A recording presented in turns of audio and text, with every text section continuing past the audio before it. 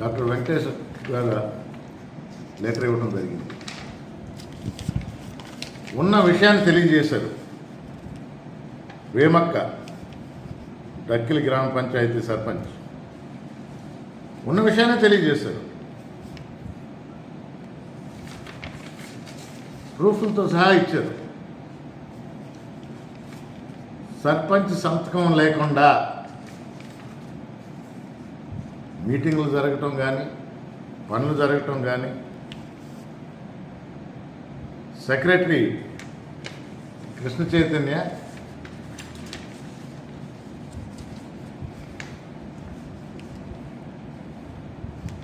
అధికార దర్పంతో ఈ పనులు చేస్తున్నాడని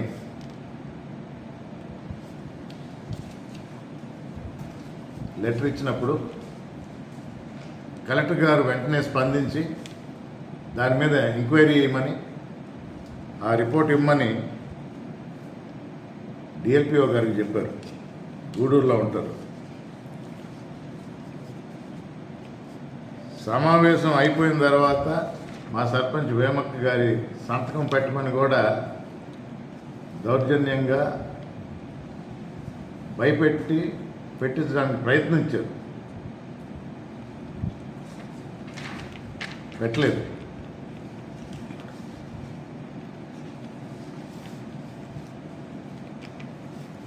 గారు ఒక లెటర్ రాశారు.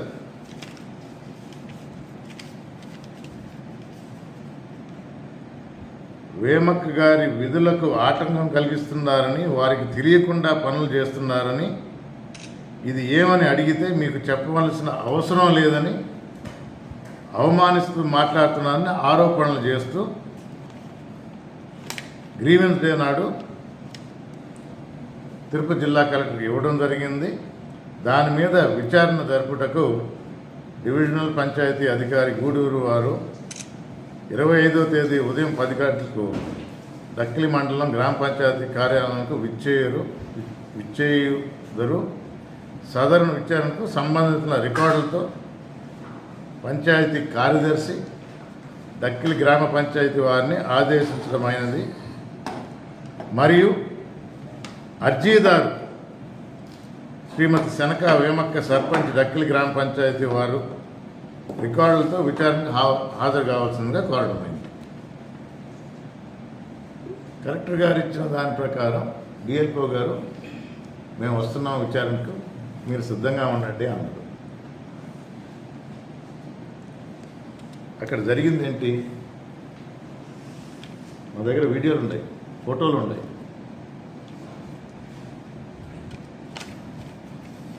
పక్కన పెట్టి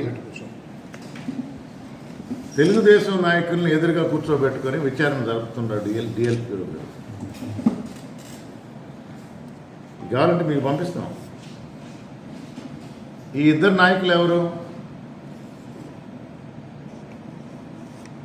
అసలు ఆ గ్రామ పంచాయతీకి సంబంధించిన వ్యక్తి ఒకరు కోటేశ్వర రెడ్డి, ఒకరు రామచంద్ర నాయుడు గారు. వీళ్ళిద్దరినీ టేబుల్కి ఎదురుగా కూర్చోబెట్టి ఒక మూల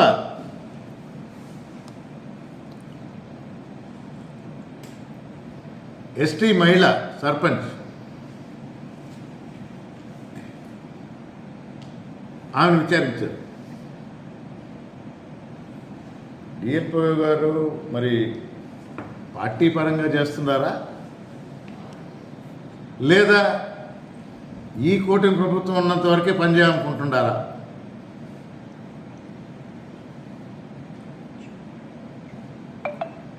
మా పార్టీ నాయకుడు అడిగాడు, సార్ ఏంటి అన్యాయం?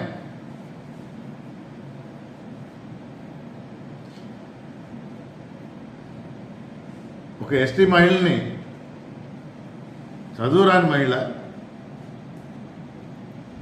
కలెక్టర్ ఆదేశాల మేరకు మిమ్మల్ని ఎంక్వైరీకి పంపిస్తే తెలుగుదేశం నాయకులను ముందర కూర్చోబెట్టుకుని ఏ విధంగా ప్రశ్నిస్తారంటే దానికి జవాబు ప్రజలు కూడా ఈ ఎంక్వైరీలో పార్టిసిపేట్ చేయొచ్చు అని. ఏది తెలుగుదేశం నాయకులు టేబుల్ ముందర కూర్చోకుంటే ఒక మూల సర్పంచ్ని పెట్టి ఎంక్వైరీ చేస్తారా? దాన్ని సమర్థించుకుంటారా? నేను మొదటి నుంచి చెప్తూ వచ్చిన అధికారులు మీ మీ విధుల్ని నిర్వర్తించండి. అధికార పార్టీకి కొన్ని పనులు చేయాల్సి వస్తుంది, చేయండి. కానీ ప్రతిపక్షంలో ఉన్న మా నాయకులను కానీ మా ప్రజాప్రతినిధులను కానీ తప్పుడు కేసులు పెట్టినా బెదిరించాలని చూసినా తగిన మూల్యం చెల్లించుకోక తప్పదు. నేరుగా చెప్తున్నా.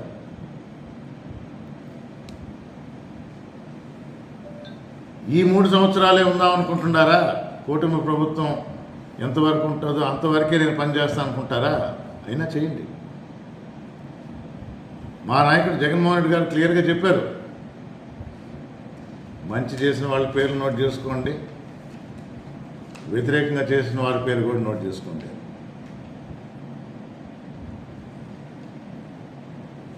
రాబోయేది వైఎస్ఆర్ కాంగ్రెస్ ప్రభుత్వం. ఎన్నికలు ఎప్పుడు జరిగినా, ఎందుకంటే ప్రజలు ఆల్రెడీ డిసైడ్ చేసేసారు.